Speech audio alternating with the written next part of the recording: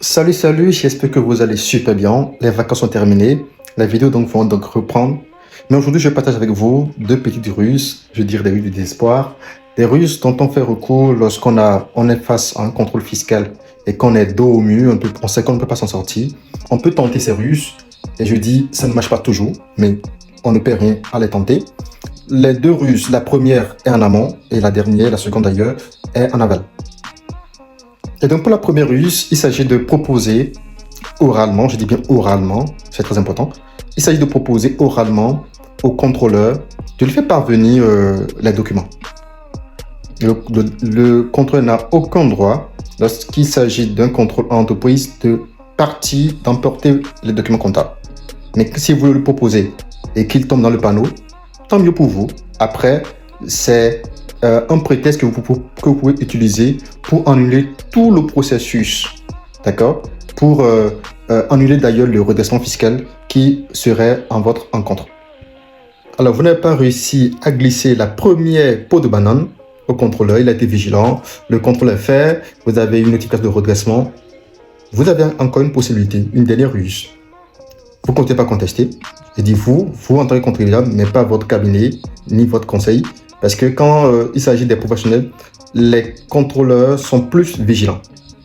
Alors d'abord, l'administration fiscale doit vous indiquer que vous avez le droit de demander la saisine de la commission. Donc ce n'est pas vous, en tant que contribuable, qui devez saisir la commission.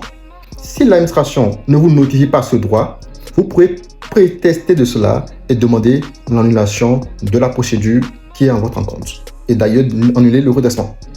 Et je suppose aussi toujours que l'administration vous a notifié le droit de demander la saisine de la commission.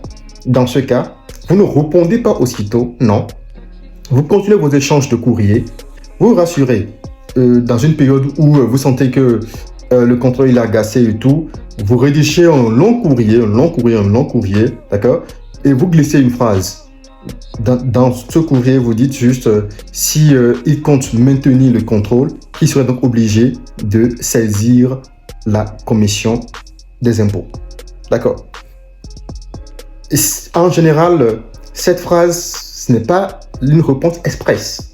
D'accord. Et donc, pour le contrôleur, ça peut passer inaperçu. Et vous corrigez toujours vos contestations. Vous attendez, la période de la prescription passe, le délai de la prescription passe, et vous saisissez maintenant le tribunal administratif. D'accord? Et là, vous faites annuler tout le processus. Vous faites annuler le redressement qui est en votre encontre. Vous êtes complètement déchargé. Je dis toujours, ça ne marche pas tout le temps, mais il faut toujours essayer. Abonnez-vous pour plus de ruses alors.